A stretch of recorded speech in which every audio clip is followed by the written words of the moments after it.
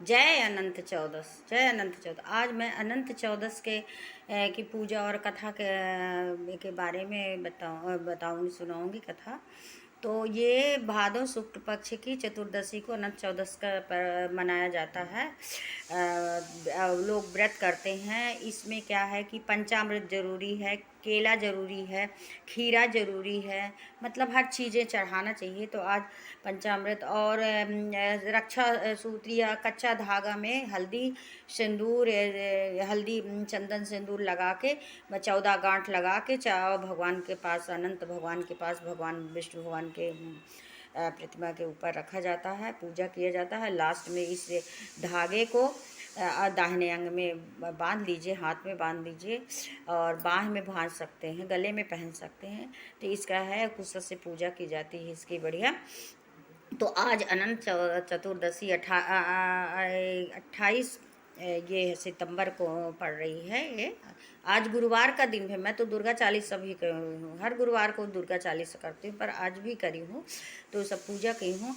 और आज गणेश भगवान का विसर्जन भी, पार्थिव विसर्जन भी होगा। आज गणेश भगवान के दिन पूरे हो गए हैं। अब आज इनकी पूजा पाठ करके आसन हिलाया जाएगा, इनको डुबकी लगाई जाएगी। और इस तरह है कि इसका पंचामृत जरूर बनाइए अनंत चौदस में। तो इसमें क्या है कि एक धर्मराज युधिष्ठिर में सूर्य अंक किए, तो उसमें सब बहुत अच्छा सजाया, मंडप सजाया, सबको बुलाया। तो जलाशय जो था वो दिख नहीं रहा था, ऐसा लग रहा था कोई स्थान है ना। तो वहीं पे घूमते घूमते दुर्योधन पहुँचे और उसी जलाशय में गिर गया। तो द्रौपदी और भीम ने उसके उपहास किया कि अंधे के संतान अंधे ही होती है। तभी से दुर्योधन ने ये मन में गांठ रख ली कि मैं इनसे बदला लूँगा। तो वो दूत क्रीड़ा में धर्मराज युधिष्ठिर पांडव पुत्रों को सबको बुलाए और सब कुछ जीत लिया उन्होंने। इतना तक कि द्रौपदी की इज्जत भी हो गई, चीरहरण हुआ। तो इससे धर्मराज युधिष्ठिर बहुत परेशान हो गए, चल दिए भगवान कृष्ण के पास मिलने गए। तो जाके बोलते हैं, भगवान द्वारिकाधीश से कृष्ण भगवान से मिलते हैं और बोलते हैं हे प्रभु। तो वो बोलते हैं कि ऐसे कैसे आए हो, क्या बात है। तो वो बोले कि मेरे साथ में ये हुआ है, अब मैं तो बहुत परेशान हूँ, मैं क्या करूँ। तो फिर कृष्ण भगवान बोलते हैं कि हे धर्मराज युधिष्ठिर, तुम अनंत भगवान का आवाहन करो और पूजा करो, पाठ करो उनका अच्छे से विधि विधान से, तो तुम्हारी सभी मनोकामनाएं पूरी होंगी। तो फिर उन्होंने बोला कि भादो शुक्ल पक्ष की जो चतुर्दशी आती है उसमें अनंत भगवान का पूजन करो। तो फिर वो तो इसकी कथा कुछ इस प्रकार है। तैयार होते कृष्ण जब कृष्ण भगवान ने फिर उनको एक कथा भी सुनाई धर्मराज युधिष्ठिर को। प्राचीन काल में सुमंत नामक ब्राह्मण के सुशीला नाम की एक कन्या थी। ब्राह्मण ने बड़ी होने पर उसका विवाह कौटिल्य ऋषि के साथ कर दिया। कौटिल्य ऋषि सुशीला को लेकर अपने आश्रम की ओर चले। रास्ते में ही संध्या हो गई। ऋषि नदी के किनारे संध्या करने लगे। सुशीला ने देखा कि वहीं पर बहुत सी स्त्रियां किसी देवता की पूजा कर रही हैं, किसी देवता की पूजा कर रही हैं। तब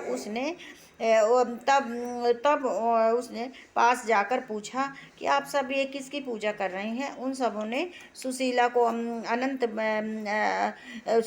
अनंत व्रत की महिमा बताई।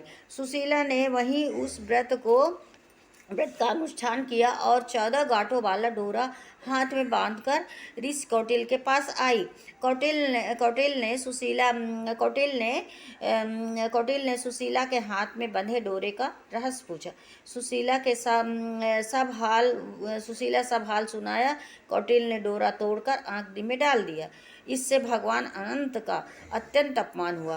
परिणाम यह हुआ कि ऋषि सुखी न रह सके और उनका धन दौलत समाप्त हो गया। तब वे सुशीला से इसका कारण पूछा, तो सुशीला ने अनंत डोरे की याद दिलाई। कौटिल्य पश्चाताप से दिन हो उस डोरे के लिए वन चले गए। वन में काफ़ी दिन घूमते घूमते एक दिन भूमि पर गिर पड़े। तब अनंत भगवान ने उन्हें दर्शन दिया और बोले, हे कौटिल्य, तुमने मेरा तिरस्कार किया था, उसी से तुम्हें इतना कष्ट भोगना पड़ा। ज्ञान हो गया हो तो अब घर जाकर अनंत भगवान का अनुष्ठान करो। 14 वर्षों तक अनंत भगवान का अनुष्ठान करो। इससे तुम्हारे दुख दारिद्र मिट जाएंगे तथा धन धान से संपन्न हो जाओगे। इसी तरह फिर कौटिल्य ऋषि ने अपने अपने घर गए और अनंत भगवान का बढ़िया वो किया, आह्वान किया और बढ़िया पूजा पाठ किया। 14 वर्ष तक करे तो उनका सब कुछ वापस आ गया, सब कुछ अच्छे मोक्ष को प्राप्त हुई, वैकुंठ को गए। तो इसकी कथा इस है। अब मैं भगवान गणेश भगवान के पास जाती हूँ अपने। अब उनका आज विसर्जन हो जाए। हमारा तो घर में बैठे हैं, घर एक मंदिर में हमेशा हम गणपति बप्पा की पूजा करते हैं। ओम गण गणपतये नमः, ओम गण गणपतये नमः कि हमेशा एक पूजा हमारे यहाँ पहले सबसे पहले उनकी पूजा होती है। तो इसके उसमें मैं एक छोटे सी भजन सुनाना चाहती हूँ जो इस प्रकार है। श्री गणपति महाराज आज तुम्हें रखियो हमारी लाज, आज तुम्हें रखियो हमारी लाज। सब देवन के हो तुम देवा, सब देवन के हो तुम देवा, सबसे पहली तुम्हारी सेवा, सबसे पहली तुम्हारी सेवा। प्रथम पूज्य भगवान आज तुम्हें रखियो हमारी लाज, आज तुम्हें रखियो लाज। श्री गणपति महाराज आज तुम्हें रखियो हमारी लाज, जे तुम्हें रखियो हमारी लाज। अरे गिरजा के प्रभु राज दुलारे, गिरजा के प्रभु राज दुलारे, भोले के आँखों के तारे, भोले के आँखों के तारे। फलदायक महाराज आज तुम्हें रखियो हमारी लाज, आज तुम रखियो हमारी लाज। श्री गणपति महाराज आज तुम्हें रखियो हमारी लाज, आज तुम्हें रखियो हमारी लाज। बोलो गणपति बप्पा मोरिया, बोलो गणपति बप्पा मोरिया। अगले साल फिर आइए भगवान, हे प्रभु फिर बैठिए। आज आपका विसर्जन है, पार्थिव शरीर का विसर्जन है। आप हमेशा हमारे घर में विराजमान रहिए, हे प्रभु, हे अनंत चौदस।